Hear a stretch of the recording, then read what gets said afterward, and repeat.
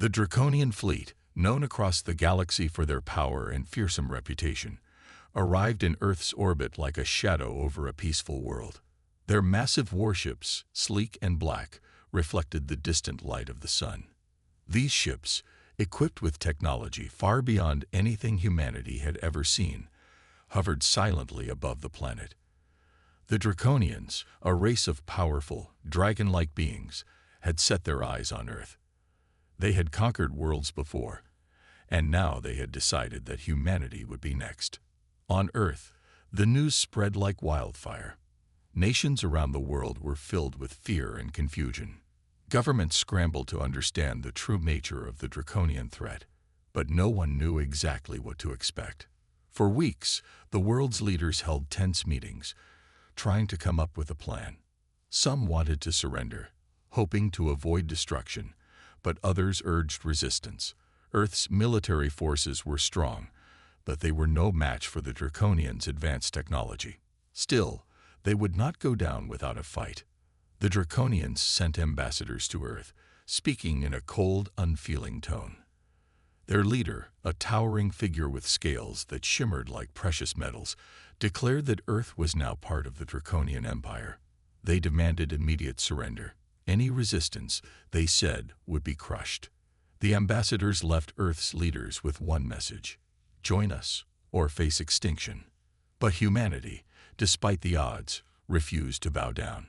The nations of Earth, especially the United States, Russia, China, and India, came together like never before. They agreed to unite against the Draconian threat, putting aside their differences in the face of a common enemy. Military leaders, scientists, and strategists from all over the world worked day and night to develop a plan to defend Earth. Despite their unity, many knew that Earth's chances of victory were slim. The Draconians had warships that could wipe out entire cities with a single blast. Their energy weapons could cut through steel like butter, and their soldiers were nearly invincible in combat.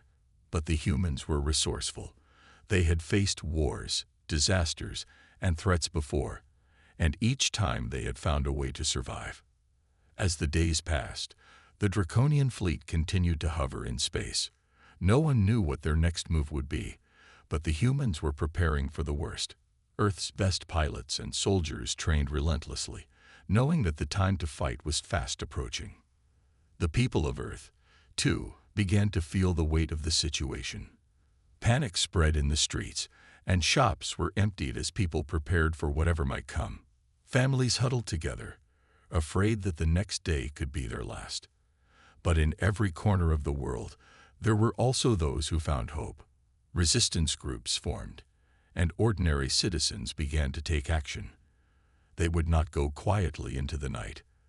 They would fight for their world, no matter how impossible the odds seemed. Meanwhile, the Draconians were not worried. They had conquered countless civilizations throughout the galaxy, and each one had fallen without resistance. They saw humanity as weak, primitive, and easily crushed. The idea of humans fighting back was laughable to them. They had underestimated the human spirit. And then the first attack came. It was sudden, brutal, and without warning. The Draconian fleet unleashed a powerful wave of energy beams, striking Earth's cities. The sky lit up with flashes of light as entire buildings were destroyed in an instant. The Earth's defenses, though strong, were no match for the sheer power of the Draconian weapons. It was as if the planet itself was under assault from an unstoppable force. But humanity did not break. Across the world, Earth's forces rallied. Even though they were outmatched, they fought back with everything they had. Fighter jets took to the skies, launching missiles that had little hope of penetrating the Draconian ships. Ground forces took cover and fired weapons that barely scratched the surface of the enemy's advanced technology. But they did not stop fighting. They did not give up. Amid the chaos, a group of soldiers led by Captain Jason Hart, a seasoned commander from the United States, found a weakness. They discovered that the Draconian ships were vulnerable to a specific frequency of electromagnetic pulses. It was a long shot, but it was their only chance. The humans quickly modified their weapons to generate this pulse, hoping to disrupt the Draconians' technology. The first pulse was launched from a secret military base in the Nevada desert. The result was immediate. Several Draconian ships in orbit began to flicker and lose power. The human forces saw this as a sign of hope. They now knew that the Draconians were not invincible. Their technology could be disrupted. Humanity had found a way to fight back. The Draconians were taken by surprise. Their ships, though advanced, were not immune to the unexpected. As the humans launched more pulses, the Draconian fleet began to experience technical failures. For the first time, the balance of power began to shift. The Draconians, stunned by the unexpected resistance, began to rethink their plans. Earth was proving to be a tougher challenge than they had anticipated. They had underestimated humanity's resolve. The fight for Earth was just beginning. The Draconians, though shaken by the unexpected resistance from Earth, quickly regained their composure. They had faced wars and conflicts throughout the galaxy, but humanity's ability to adapt and fight back was unlike anything they had ever seen. In their minds, this small planet should have been easy to conquer. But now, things were different. Earth's defense was stronger than they had anticipated. They could no longer simply crush humanity with one swift strike. As the Draconian fleet regrouped, their leaders devised a new plan. Instead of launching another massive bombardment, they would focus on overwhelming Earth's defenses with sheer force. They would send waves of their most advanced warships to attack strategic locations across the planet. With their superior technology, they believed it would only take a few hours to reduce Earth's military power to nothing. The human military, still reeling from the initial attack, prepared for the next wave of Draconian aggression. Governments around the world scrambled to organize their forces, working together like never before. The United Nations became the command center for the global resistance, coordinating military efforts and the defense of key cities. It was clear to all that if Earth was to survive, they would have to work as one. Captain Jason Hart, now a symbol of humanity's determination, was tasked with leading a small group of elite soldiers to the front lines. The city of Paris had become the target of the next Draconian assault, and it was up to Hart's team to prevent the enemy from reaching it. As he prepared his forces, Hart couldn't help but feel the weight of the responsibility on his shoulders. But he also knew one thing: humanity would not back down. The skies over Paris darkened as the first wave of Draconian warships approached. The enemy ships glided through the air, their sleek bodies shimmering under the light of the setting sun. The people of Paris, unaware of the looming danger, continued their daily lives, unaware that the fate of their city, and perhaps the world, hung in the balance. Hart's team moved into position, hidden in the forests outside the city. They had no illusions about the odds. Against an enemy fleet, their weapons were almost useless. But they had one advantage the Draconians did not expect: determination. Humanity had something to fight for, something worth protecting. The first Draconian ships arrived and began their descent toward the city, their weapons powered up, ready to unleash destruction. As they did, Earth's soldiers fired the modified electromagnetic pulse, EMP, weapons they had developed. The pulses shot out in bright waves, and immediately, several of the Draconian ships shuddered. Their engines stalled, and their weapons systems faltered. The Earth forces had learned how to disrupt their technology. The Draconians were caught off guard, their ships temporarily disabled by the pulse. But it wasn't enough. The warships quickly regained their power, and the first wave of attacks began. Laser beams and missiles rained down on Paris, causing explosions that shattered buildings and sent debris flying through the streets. The Draconian assault was merciless, but humanity fought back. From hidden bunkers beneath the city, Earth's forces launched their own counterattack. The human soldiers, though outmatched in terms of firepower, were not willing to give up.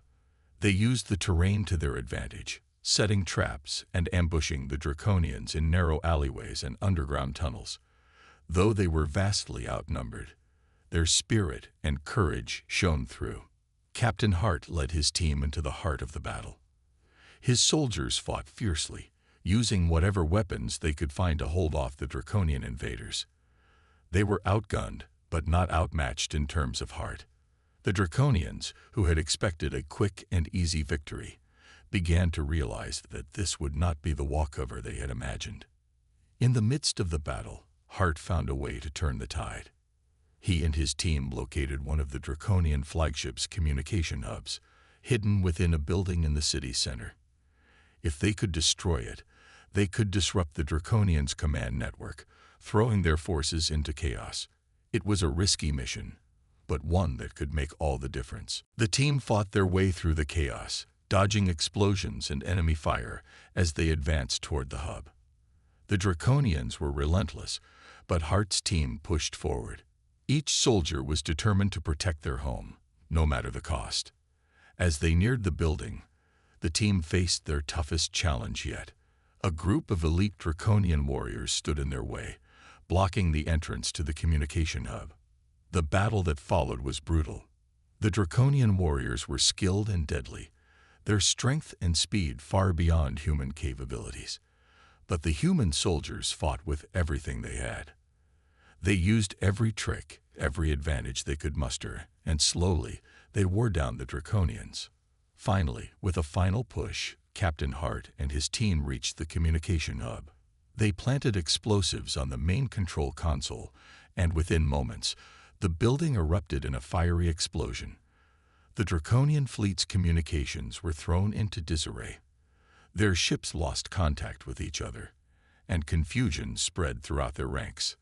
The battle wasn't over, but the tide had turned. The Draconians had been forced to retreat temporarily, and humanity had proven that they could stand up to the might of an empire. The victory at Paris sent a message to the galaxy. Earth was not a planet to be conquered easily. As the battle subsided, the soldiers of Earth stood tall. They had survived the first wave of Draconian aggression, but they knew this was only the beginning. The Draconians would return, stronger than ever. But humanity had something the Draconians didn't: the will to fight for their world. The victory at Paris had sent shockwaves through both Earth and the Draconian Empire. While the Draconians were still a powerful force, the humans had shown that they were not an easy target. Captain Jason Hart and his team had disrupted the Draconians' communication network, and for the first time in their invasion, the enemy was on the back foot. The galaxy had never seen anything like it. A small, seemingly insignificant planet had withstood the might of one of the most advanced civilizations in the universe. But Earth's triumph was short-lived. Just days after the fierce battle, the Draconian fleet began to act strangely. The warships that had once blotted out the sky suddenly disappeared from Earth's orbit. At first, no one noticed anything unusual. The humans were still rebuilding their cities, treating the Draconian attack as a temporary setback. But soon, it became clear that something extraordinary had happened. The massive Draconian ships, which had been so imposing, were gone. They'd vanished without a trace, as if they had never been there at all. Across Earth, scientists scrambled to understand the cause of the Draconian fleet's disappearance. The situation was both a relief and a mystery. People celebrated their victory, but they couldn't shake the feeling that they were still in danger. The Draconians had been so powerful, and now they were gone. What did that mean? Had they retreated, or was there something else at play? For days, humanity waited for answers. The world's leaders worked together to search for any sign of the Draconians, but there was nothing. No wreckage, no debris, not even a trace of the powerful warships that had been in Earth's orbit only days before. It was as if the Draconians had never existed. Captain Hart, still recovering from his harrowing mission in Paris, was called back into action. He and his team were sent to investigate the situation. The military had already set up advanced monitoring systems around the planet, but nothing unusual had shown up. No one knew where the Draconians had gone or why they had left so suddenly. Hart stood on a military base just outside of the city, looking up at the sky. The tension in the air was palpable. People were afraid. but they didn't know why. There had been no word from the Draconians. They had simply vanished. The search efforts intensified. Human probes were sent to the farthest corners of Earth's orbit. Satellites scoured the skies, and military ships patrolled every inch of space. But even after all the scans, no Draconian ships could be found. It was as if they had simply dissolved into thin air. Then, a breakthrough came. A small team of scientists, working in a hidden laboratory, made an incredible discovery. They had been studying the electromagnetic pulses that had temporarily disabled the Draconian fleet during the battle for Paris. The pulses had been sent from Earth's military base, but what they found was far more complex than anyone had anticipated. The energy signatures left behind from the Draconians' disappearance didn't just disappear. They had been absorbed into something else. The scientists discovered a faint, nearly imperceptible signal coming from the moon. It was unlike anything they had seen before. The signal was weak, but it was there. It was as though something had been activated on the moon's surface. The signal was constant, like a beacon, and it was unlike anything humanity had ever encountered. Captain Hart was once again called into action. He and a small team of soldiers were sent to investigate the strange signal. They traveled to a military outpost on the moon, prepared for whatever they might find. As their ship approached the moon's surface, they saw something they hadn't expected. A massive structure buried beneath the surface, partially hidden from view. The structure was old, far older than any human technology. It was made of materials that humans couldn't identify. And it was massive, stretching far below the surface. It looked as though it had been there for eons, waiting for someone to find it. As Hart's team landed and began to explore, they discovered an entrance to the structure. The walls were smooth, almost too smooth, and seemed to hum with energy. Inside, the atmosphere was cold and silent. The team moved cautiously, their footsteps echoing in the empty halls. The deeper they went, the stranger things became. They found strange markings on the walls, symbols that seemed to move and shift, as if they were alive. The further they ventured, the more they felt like they were being watched. It was as though the structure itself was aware of their presence. At the heart of the structure, they found a chamber unlike anything they had ever seen. In the center of the room stood a pedestal, and on it lay an object, a small glowing crystal. The moment Captain Hart touched it, everything changed. The room seemed to pulse with energy, and suddenly, the entire structure began to shake. The ground trembled beneath their feet as a bright light erupted from the crystal. And then, in an instant, everything went silent. The hum of energy stopped. The shaking ceased, and when the team looked up, the Draconian fleet was gone. But they weren't just gone from Earth. They were gone from existence. The Draconians had vanished, and it was then that the truth became clear. The crystal was not just a relic. It was a weapon designed to protect the planet. And somehow, when the Draconians had attacked, it had activated, sending the fleet into a mysterious void. The galaxy was stunned. The Draconians, once seen as an unstoppable force, had been completely wiped from existence by something humans hadn't even known existed. Earth had not only survived the Draconian invasion, it had defeated them in a way that no one could have predicted. The event was called the Vanishing, and it would be remembered throughout the galaxy for generations to come. Humanity had just shown the galaxy that it was not to be underestimated. The sudden disappearance of the Draconian fleet left the galaxy in shock. No one could fully understand how Earth, a relatively young and untested civilization, had defeated the most powerful force in the universe. The scientists and military experts were baffled by the mysterious crystal found on the moon. It had somehow destroyed the Draconians, erasing them from existence, and no one had even known it was there. On Earth, life began to return to a sense of normalcy. Cities rebuilt, and people began to move on, still haunted by the memories of the attack, but thankful that they had survived. But beneath the surface, there was a growing concern. The Draconians, for all their might, had vanished without a trace, and there was no explanation for why or how it had happened. Could it happen again? Was there something more to the crystal? And most importantly, who or what had left it behind? Captain Jason Hart, though relieved by Earth's survival, was troubled by these questions. His mission had led him to the moon, where the crystal had been found, and he could still feel its power vibrating in his mind.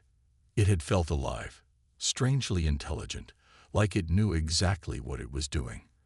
And it wasn't just the crystal that disturbed him. It was the force behind it. Whoever or whatever had placed the crystal there had clearly been watching Earth for a long time. But why? Hart's thoughts were interrupted when he was called back into action. New intelligence had come in, and once again, humanity's survival was at stake. A new threat had emerged, one that was even more mysterious than the Draconians.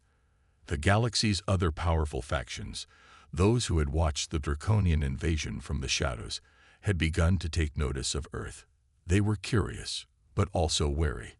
The sudden and unexplained defeat of the Draconian fleet had unsettled many. Some believed that Earth was now too powerful to ignore. Others feared what might happen if humanity continued to grow and develop advanced technologies. Among these factions was the Koreth, a race of beings whose technology was far superior to anything humanity had ever seen. They were known for their intelligence and cold, calculating nature. They had watched the Draconians fall, and they were determined to uncover the secret behind Earth's unexpected victory. The Koreth did not act on impulse. They were patient, but they were also ruthless in their pursuit of knowledge. A Koreth fleet arrived in Earth's orbit without warning, as silently as shadows passing through the void. This time, the humans were caught off guard. The Koreth didn't send ambassadors or offer ultimatums. They arrived with no communication, only an unspoken message. They were there to learn what Earth had hidden. They were there for the crystal. The Koreth made no move to attack. Instead, they began to observe. Their ships hovered silently above the Earth's atmosphere, scanning the planet with technology that Earth's forces could not even comprehend. The human military, still reeling from the Draconian assault, was on high alert, but no one knew how to respond. The Koreth had not made a single aggressive move, yet the sense of danger was palpable. Captain Hart, now a key figure in Earth's defense, was called to meet with world leaders once again. The situation was dire. The Koreth were not like the Draconians. They did not seek immediate domination. Instead, they were patient, waiting to study their target before making a move. The question was, what did they want? And more importantly, what did they know? In secret meetings, Earth's leaders discussed possible courses of action. Some suggested surrender, believing that the Koreth were too powerful to fight. Others insisted that humanity could not give in. The fate of the planet depended on their ability to stand their ground. But no one had any clear answers. The Koreth's presence was unlike anything Earth had ever faced. They were not here to conquer. They were here to learn. Captain Hart knew that the best course of action was to keep a low profile and gather as much intelligence as possible. The Koreth were known for their methodical approach. They did not make mistakes. Hart and his team were tasked with investigating their activities and finding out what they were after. Days passed, and the Koreth continued to orbit Earth, conducting their silent study. But something strange began to happen. Earth's scientists, working alongside the military, noticed that the Koreth were not just scanning the planet. They were searching for something. They were looking for the crystal.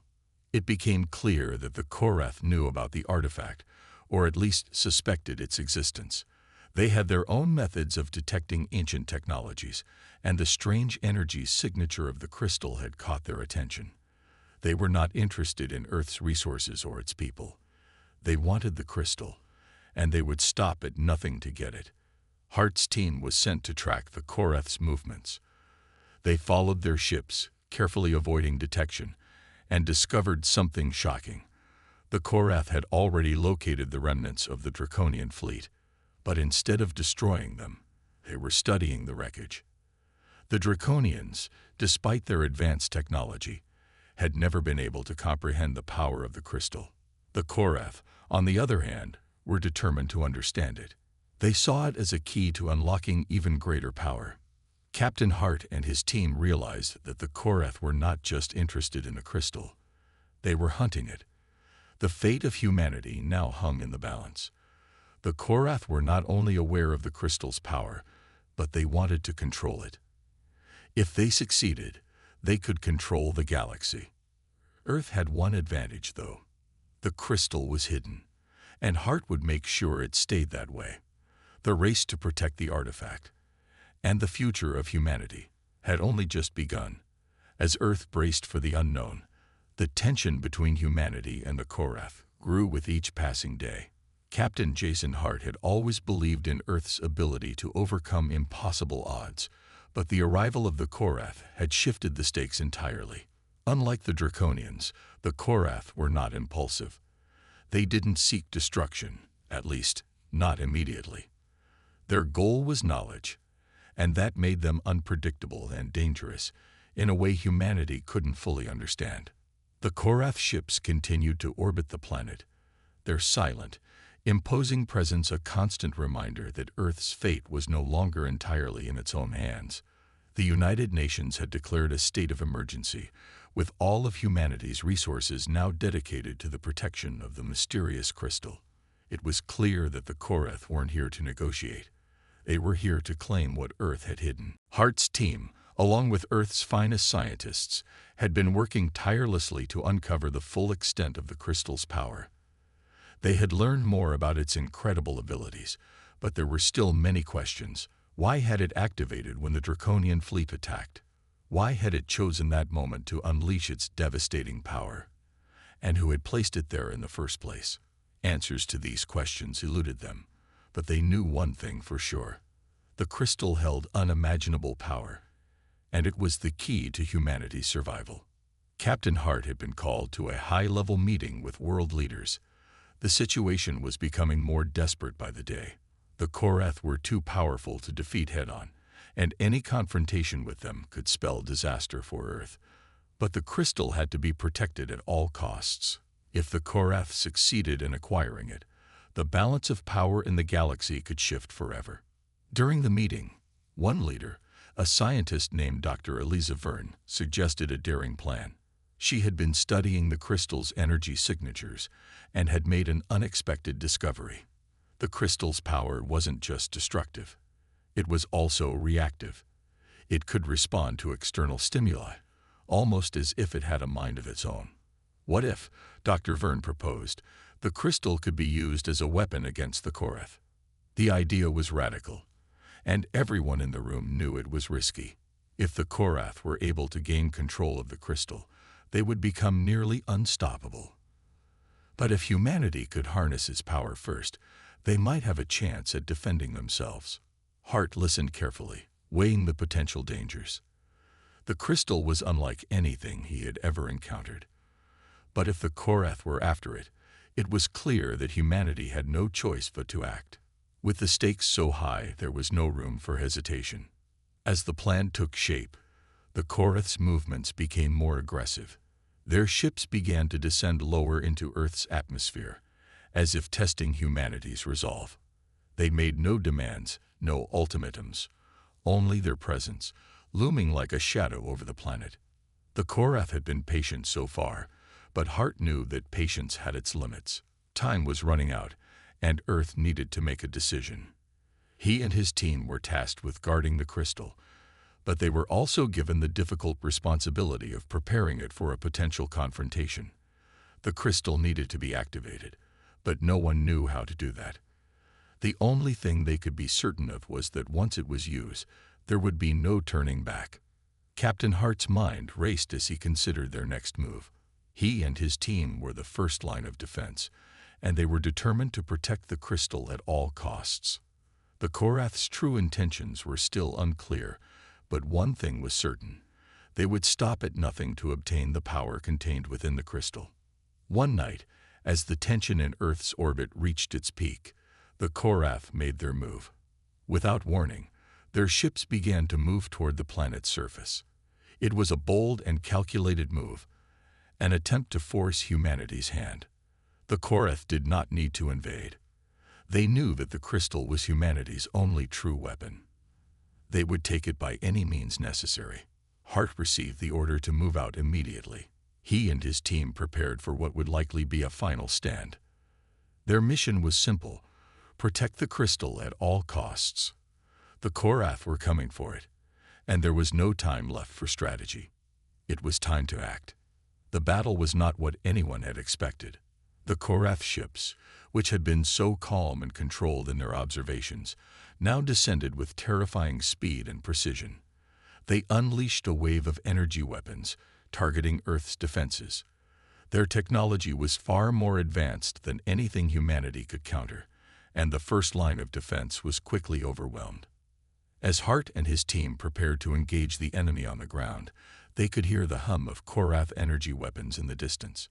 The battle for the crystal had begun, and humanity was fighting not just for survival, but for control of a power unlike any the galaxy had ever known. The Korath made their way to the location where the crystal was being stored, an underground facility deep within a remote mountain range. It was heavily guarded, but the Korath were relentless. As they approached, Hart could feel the ground shake beneath his feet. He knew that this was it, the moment of truth. Humanity's fate rested on the crystal, and on their ability to keep it safe from the Korath. The clock was ticking, and Hart's team was ready. They would fight until the very end, no matter the cost. But what Hart didn't know was that the crystal was about to reveal something even more incredible, something that would change the course of the battle, and perhaps the galaxy itself. The Korath ships rumbled through Earth's atmosphere, their sleek, silver forms cutting through the sky like ghosts of war. Below, Captain Jason Hart and his team prepared for the worst. They were stationed at a secret underground facility where the crystal had been kept safe for months. The situation had escalated quickly, and now the Korath were closing in. Their technological might was unmatched, and Hart's soldiers, though determined, were facing an overwhelming force. But the crystal, the one piece of unknown power that Earth held, had not yet revealed all its secrets. The facility where the crystal was housed was fortified, deep within the mountains, surrounded by layers of defense. But Hart knew it was only a matter of time before the Korath's relentless advance broke through. His team stood guard, tense and watchful, knowing that the fate of the planet lay in their hands. Inside the facility, scientists and engineers worked feverishly. Dr. Eliza Verne, the scientist who had proposed using the crystal as a weapon, had continued her research into its mysterious energy. With the Korath approaching, they had no choice but to attempt to activate the crystal. It had to work. It was humanity's only chance. But there was one problem. No one truly understood the crystal. It was unlike anything Earth had ever encountered. Even its creators, whoever they were, had left no instructions. The crystal was ancient, and its power was not easily controlled. Yet, somehow, it had activated on its own once, during the battle against the Draconian fleet. It had destroyed their ships without warning. Now, humanity hoped it would do the same against the Korath. Dr. Verne stood over the crystal, her fingers brushing against its smooth, glowing surface. She had studied its energy patterns for months, but now, in this moment of crisis, it seemed to have taken on a life of its own. The crystal pulsed with a strange energy, almost as if it was aware of the danger outside the facility. "Captain, we're ready," Dr. Verne said, her voice steady, but filled with urgency. "We've unlocked the activation sequence. It's up to you now." Hart nodded grimly. His heart was pounding in his chest, but he knew there was no turning back. He had seen the destruction the Draconians had wrought. He had seen the cold, calculating nature of the Korath. If they got their hands on the crystal, there was no telling what they would do with its power. Outside the facility, the first Korath troops arrived. They moved swiftly, their black armor gleaming in the pale light. They did not hesitate, advancing with purpose as their advanced weaponry fired at the human defenses. The sound of energy blasts filled the air, and Hart could feel the ground shake beneath his boots. The Korath forces were unlike anything humanity had faced before. They had a calm, almost methodical approach to combat. They didn't rush, but they were efficient. Every move was calculated. They knew exactly where the crystal was, and they were determined to seize it. "Hold your ground," Hart ordered his team, his voice steady despite the growing pressure. He had trained his soldiers for moments like this, and now it was time to put everything they had learned to the test. The Korath were formidable, but they were not invincible. Inside the facility, Dr. Verne continued her work. She had been able to unlock part of the crystal's secrets, but now the real challenge began. She had no idea what would happen once the crystal was activated. Would it react like it had with the Draconians, or would it do something entirely different? The moment of truth arrived. Dr. Verne stepped back as the crystal began to glow brighter, its energy intensifying. She had prepared for this, but she still felt a chill run down her spine as the crystal's light filled the chamber. It was a brilliant, blinding white that seemed to hum with an energy far beyond anything Earth's technology could generate. Outside, the Korath advanced, pushing past the remaining human defenses. Their relentless march continued as they closed in on the facility. But then something extraordinary happened. The ground beneath their feet began to tremble.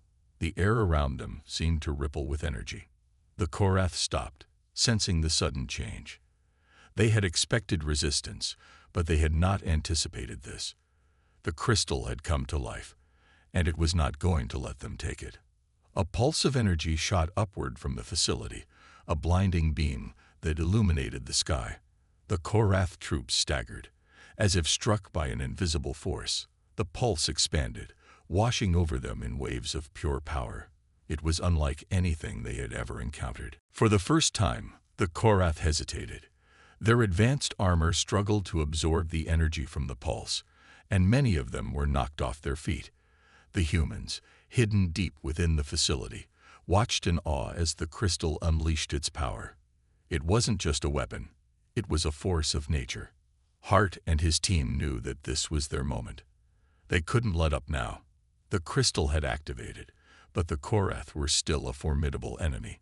They were already regrouping, adjusting their tactics. "Push forward," Hart shouted to his soldiers. "We have to keep them off the crystal." As the Korath rallied, the crystal continued to pulse with energy.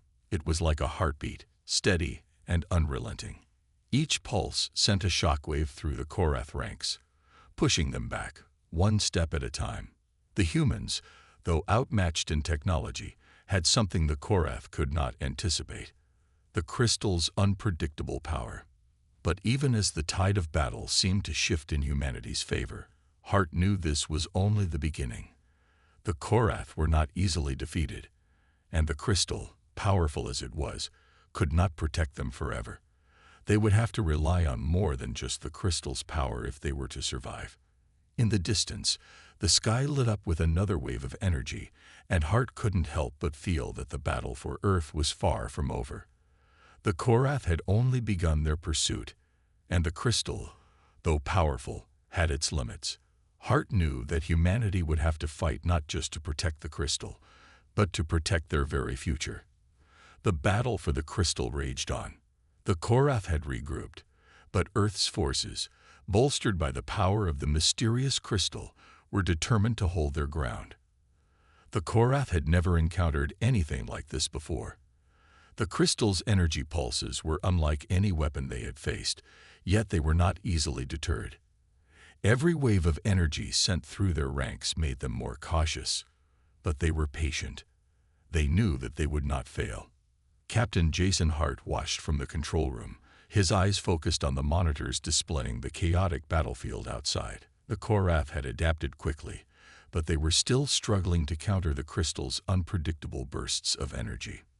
The crystal, glowing ever brighter, seemed to respond to the threats around it, pulsing with life like a sentient being protecting its home.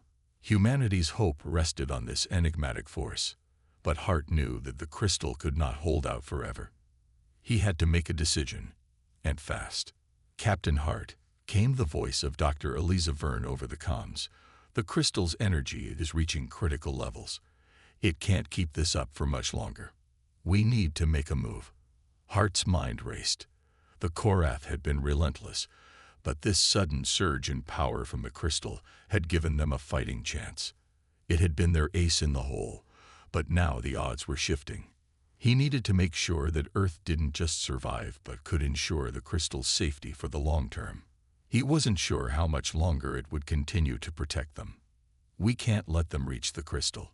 We need to buy time, and we need to keep them distracted, Hart said, his voice steady but filled with urgency. Activate the secondary defenses. We'll buy as much time as we can. Outside, the Korath pushed forward once again, sensing that the crystal was weakening. They were too close. Their heavy footsteps echoed through the facility as they neared the final defense lines. But as they closed in, something unexpected happened. A massive energy shield surrounded the crystal's chamber, an ancient force that seemed to react to the mounting pressure. The Korath troops hesitated, unsure of what they were facing. Their high-tech weapons didn't have the power to penetrate the shield. "What in the galaxy?" one of the Korath commanders murmured, watching the energy field shimmer around the crystal. He ordered his troops to hold their ground, unwilling to be the first to make a move against the unseen power. Hart's team knew that this shield was no ordinary defense. It had to be tied to the crystal itself, a defense mechanism that had been activated out of desperation. The Korath could not break through it, yet. "We need to move now," Hart told his team. "Get to the central control chamber. If the crystal is trying to protect itself, we need to understand how to keep it stable." Dr. Vern's voice echoed through the comms once again. "Captain, we've run out of time. The Korath are bringing in reinforcements. The shield won't hold forever." Hart gritted his teeth. "Understood. We're going in." His team made their way down the narrow hallways of the facility, racing against the clock. The tension was thick, and every sound seemed to echo with the weight of the moment. They knew that the fate of Earth, perhaps the entire galaxy, hung in the balance. When they reached the central chamber, Hart's eyes locked onto the crystal. It was glowing intensely now, its energy waves rippling out in all directions. But the glow wasn't just light. It was an invitation. The crystal was asking for something. Guidance, perhaps. Dr. Vern was already working at the control panel, her fingers flying across the interface. "The crystal's response system is ancient, but I think I can stabilize it for now," she said. "But there's no guarantee it will last forever." Hart nodded, knowing that every second counted. The Korath were just outside the door. Their reinforcements had arrived, and soon they would breach the facility. The team was ready to make a final stand. Then something extraordinary happened. The crystal, as if recognizing the need for a more permanent solution, shifted. It was as though it understood that Earth couldn't protect itself forever. Slowly, the crystal's glow began to pulse in a rhythm, a clear and intentional signal. It was no longer just reacting to its environment. It was making a choice. "We're losing power to the shield," one of the engineers shouted. "It's overloading." The crystal's pulse quickened, its light blinding for a moment. And then, in an instant, the crystal released its energy in one final, concentrated wave. The Korath, caught by surprise, were struck by the blast. Their forces were thrown backward, their ships and soldiers sent scattering. The power was overwhelming, and it didn't just hit the Korath at the facility. It spread outward, across their entire fleet, disabling their ships and causing massive disruptions in their communication systems. The ground shook beneath Hart's feet, and he had to steady himself against the force of the blast. He turned to see Dr. Vern staring at the crystal, wide-eyed. It's saving us," she whispered, but even she didn't fully understand what had just happened. Outside, the Korath forces were retreating. Their ships were disabled, their command systems in disarray. The survivors scrambled, trying to regroup, but they were no match for the crystal's power. The battle had been won. But as the dust settled, the question remained. Had the crystal been a weapon all along, or was it something more? Something far more ancient and intelligent than anyone had realized. Captain Hart stood in the central chamber, watching as the energy from the crystal slowly began to fade, its light dimming. It had fulfilled its purpose, for now. But its true nature, and the reason it had been placed on Earth in the first place, was still a mystery. With the Korath in retreat and the crystal secured, Earth had survived. But Hart knew this wasn't the end. The galaxy was vast, and the crystal's power was too great for others not to seek it. The fight for Earth's future had just begun. As humanity looked to rebuild, one truth was clear. They would face new challenges, but now, they were no longer a fragile species. They had the crystal. And with it, humanity was ready for whatever came next.